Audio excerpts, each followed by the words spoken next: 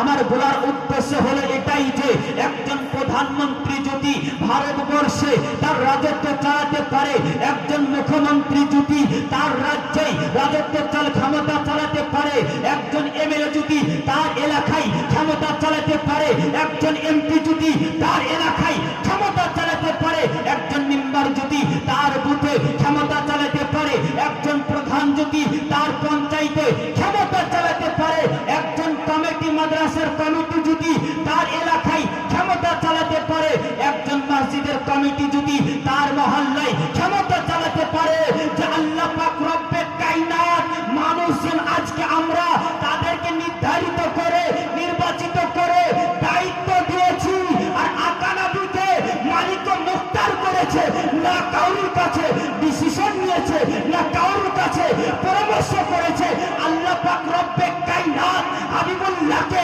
মালিক মুখতার করেছে, বলেছে আমার হাবিব আপনাকে এমনই করে মালিক মুখতার করলাম, আপনাকে এমন করে মালিক মুখতার করলাম, শরীয়তের বিধানকে এমন করে দিলাম, কাউরির উপরে বেশি করতে পারেন, কাউরির উপরে কমাতেও পারেন। জোরে বলি সুবহানাল্লাহ। الشوق نجف علي علي علي دل علي دلبر علي سرور علي